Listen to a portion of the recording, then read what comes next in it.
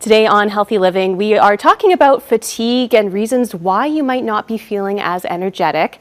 Naturopathic Dr. Jacqui Fleury joins us this morning with more. Good morning, Jacqui. Good morning, Chantel. So you're saying your clients, people come in and they're just saying, I feel tired, and they're concerned about that.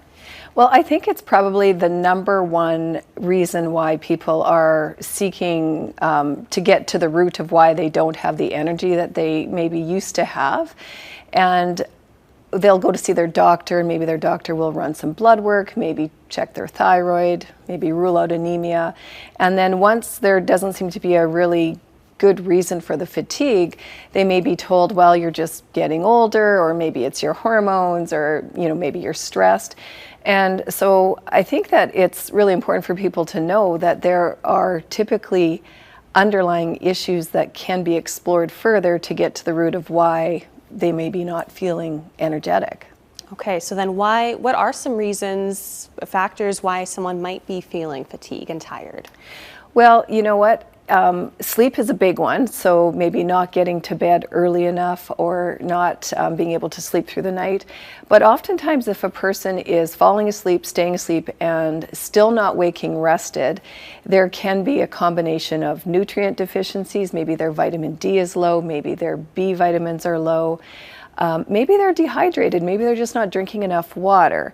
And there oftentimes can be a connection to the foods you're eating. So for example, if let's say you wake up rested, but then you eat your first meal, or you eat breakfast and lunch, and then you're super tired, or you feel like you have to take a nap after lunch, that can be an indication that there might be an underlying food sensitivity. So there are a lot of reasons why you may not be at the top of your game with energy. So it's definitely worth exploring some of these other factors, because I see clients improve all the time. They might rate their energy as a 6 or 7 out of 10. You correct some of these underlying factors, and now they're back to an 8 or 9 out of 10. Wonderful. So what are some ways someone could address their fatigue and work towards feeling more energetic?